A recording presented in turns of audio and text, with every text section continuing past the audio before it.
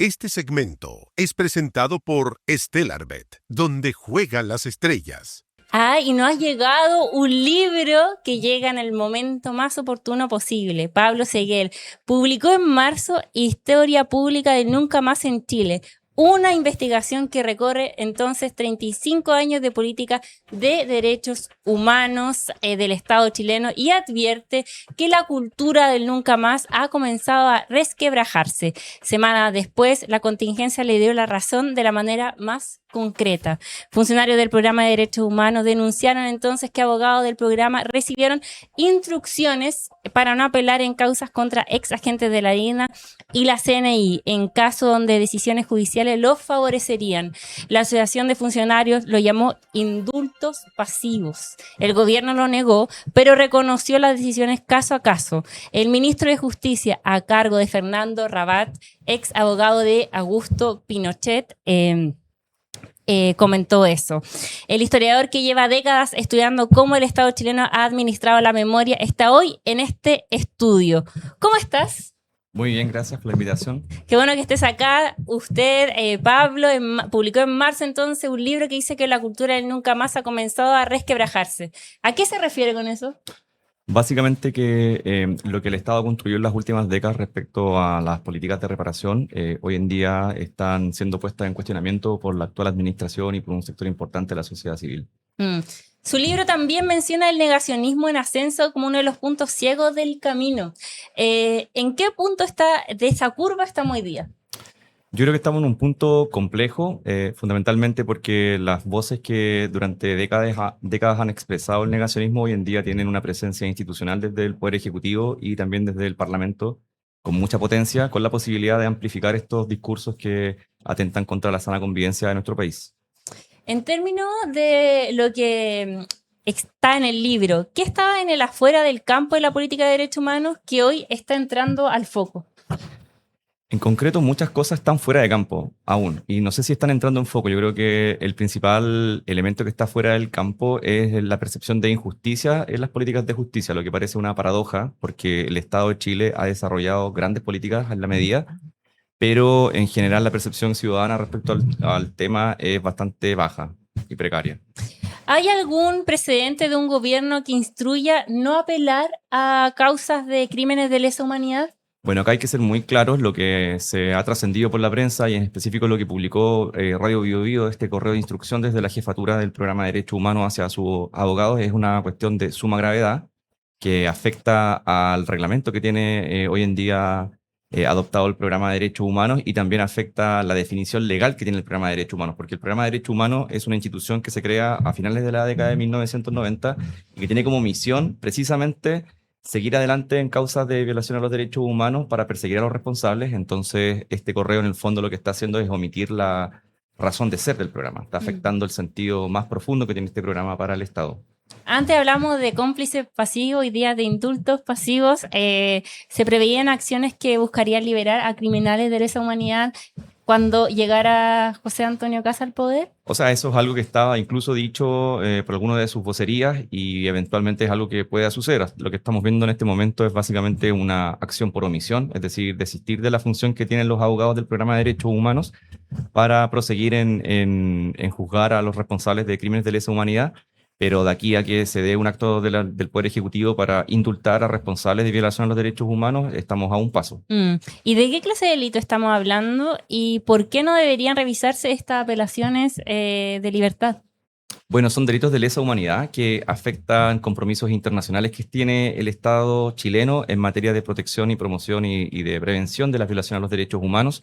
Estamos hablando de los más graves delitos que se pueden cometer, como el secuestro, como la desaparición forzosa, como la ejecución extrajudicial, y que según se maneja a nivel internacional en el estándar de tratamiento, estos crímenes y delitos son inamnistiables e indultables. Cuando el gobierno y el presidente Kast nombran a Fernando Rabat, ex abogado defensor de Augusto Pinochet, ¿se entendió también como una declaración de principios de parte del gobierno? Sin duda alguna, claramente es una declaración de principios respecto a qué es lo que se pretende hacer en el tema. ¿Qué dice entonces y qué prioridades esperan en esa materia desde el gobierno? Mira, es Es algo complejo porque, por una parte, el Ministerio, la Subsecretaría de Derechos Humanos, el programa y las otras iniciativas como el Plan Nacional de Búsqueda tienen una función bien concreta, por lo cual, de alguna u otra manera, las autoridades tienen que seguir adelante con las acciones que se están llevando, pero al designar a este tipo de personas en los cargos de responsabilidad pública, en el fondo el mensaje que se transmite es que se va a hacer una acción pasiva de omisión o de dificultar las acciones que se venían realizando con anterioridad, como por ejemplo lo que sucedió al descabezar al Programa de Derechos Humanos, al Plan Nacional de Búsqueda y a la jefatura del archivo del Programa de Derechos Humanos. Y en su investigación, ¿existe algún precedente de esta manera en la historia de Chile o esto es nuevo? ¿Cómo había actuado el Estado antes? Aquí hay que destacar que esto es un hecho sin precedentes. O sea, las anteriores administraciones de la centro derecha, en general se había mantenido la política y se había avanzado con ciertas dificultades o de manera un poco más tibia, pero lo que sucede ahora es mucho más grave en relación a la trayectoria del país. ¿Y cuál, ya entrando entonces al negacionismo y esta idea que parece que ha cobrado relevancia, no solamente en un contexto nacional, sino que también regional, a nivel mundial? ¿Cuál es la diferencia entre el negacionismo de los 90, cuando era más marginal, igual, y el negacionismo de hoy en esta materia? Mira, yo creo que el negacionismo de hoy está amplificado sobre todo con la producción de información falsa que se puede realizar con la inteligencia artificial y el efecto que tienen eso, las nuevas tecnologías y las redes sociales, lo cual dificulta que las nuevas generaciones o personas que no tienen un conocimiento en el tema puedan chequear la información que se está poniendo en circulación. Lo que abiertamente no solo te habla de negacionismo, sino de falsificación y distorsión de la historia que ha tenido el país. ¿Y se relaciona un poco con lo que está ocurriendo en Argentina con el gobierno de Milei? Bueno, aquí hay que ser claro, esto forma parte de una tendencia global de las nuevas derechas que han desarrollado una política abierta de negar hechos que afectan o sea, que los involucran de manera directa y que están vinculados con violación a los derechos humanos.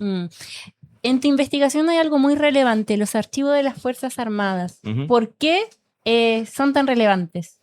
Bueno, recordemos que hace unos días falló la Corte en relación a la responsabilidad por la incineración de los archivos de la CNI en el caso del magnicidio del expresidente Frei en la década de los 80. Esto es muy importante porque hasta la fecha los archivos y el archivo de las Fuerzas Armadas no es de libre acceso. Hay una serie de trabas y dificultades para poder consultar la información. Por lo tanto, ese elemento sigue siendo un espacio no tratado por las políticas de reparación ni por la transición, que es básicamente conocer lo que efectivamente está contenido en esos documentos, en esos archivos de inteligencia. ¿Y están protegidos? ¿O puede que, no sé, si el gobierno de Kast o cualquier otro gobierno de derecha tomara la decisión de hacer destrucciones masivas, ¿se podría hacer? Hay una normativa que se aprobó al final de la dictadura que facultó a las Fuerzas Armadas para incinerar su información de acuerdo a ciertos reglamentos y protocolos internos. O sea, en estricto rigor ellos sí pueden hacerlo. Hay que respetar ciertas reglas, pero no existe ninguna norma que los obligue a entregar la información que tienen a disposición, ni siquiera ante el Poder Judicial. A veces se nos olvida que detrás de todos estos temas hay personas que sufrieron, hay personas concretas entonces detrás de estas causas familiares que llevan décadas esperando por justicia. El programa de derechos humanos también ha estado en la palestra y existe precisamente porque el Estado reconoció que tenía una deuda con las familias. ¿Qué queda de ese reconocimiento si el programa deja de ejercer las acciones entonces judiciales que les corresponderían? Bueno, se genera una situación bastante grave porque el Estado de alguna u otra manera omite sus responsabilidades nacionales e internacionales. Es un hecho de suma gravedad porque no solo afecta a la convivencia al interior del país, sino que también implica una responsabilidad ante los organismos internacionales en la materia. Entonces, no solo tiene que ver con la doble victimización que se hace del Estado hacia las víctimas de violación a los derechos humanos, sino también la afectación que tiene la credibilidad del Estado en el sistema internacional en el asunto. ¿Y qué puede hacer la familia, las organizaciones de derechos humanos cuando el Estado no está cumpliendo su rol?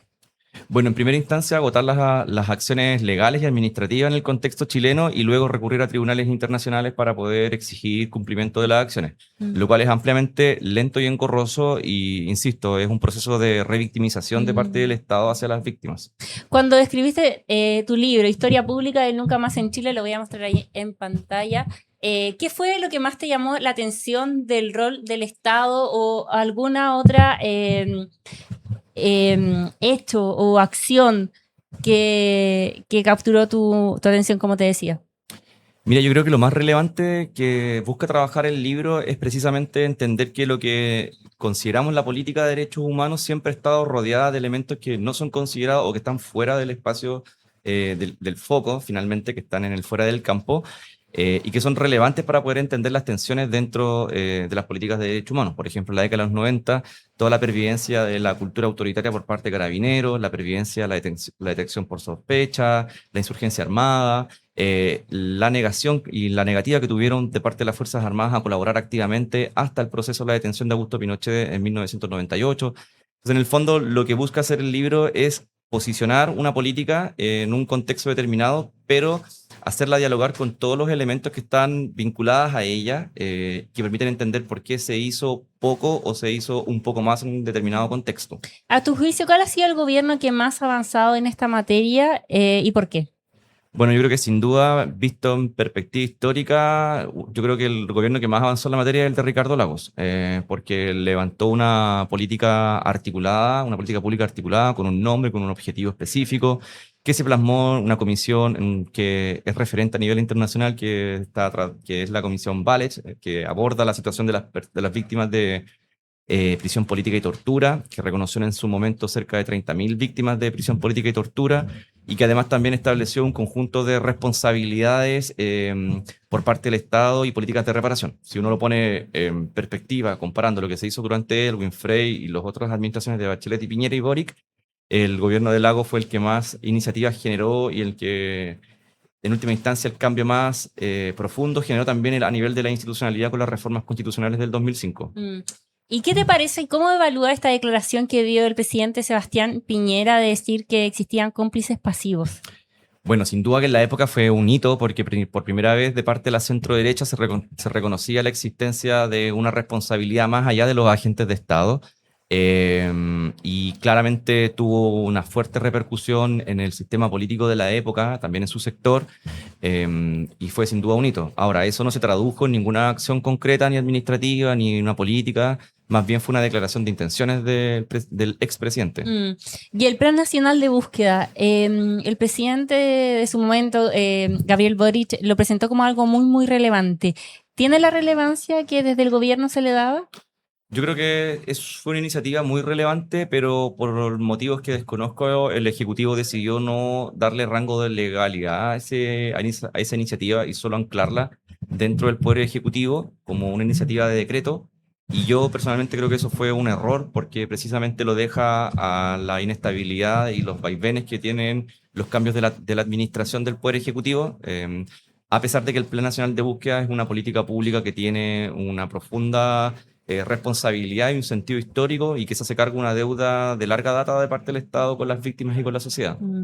¿Y cómo proyectan este tema para los próximos años con entonces este gobierno de derecha que tenemos hoy día? ¿Y qué está asegurado también? Por eso mismo que tú decías, el Plan Nacional de Búsqueda no estaba asegurado. ¿Cómo se puede proyectar el trabajo? Mira, yo creo que lo razonable o lo esperable más bien es que haya un proceso de freno de ciertas iniciativas y de desmontaje de ciertas iniciativas como el Plan Nacional de Búsqueda con el descabezamiento de los equipos, y también con lo que hemos presenciado ahora con esta instrucción que se le dio a los abogados del programa de Derechos Humanos de no apelar las decisiones de las Cortes respecto a los criminales de lesa humanidad.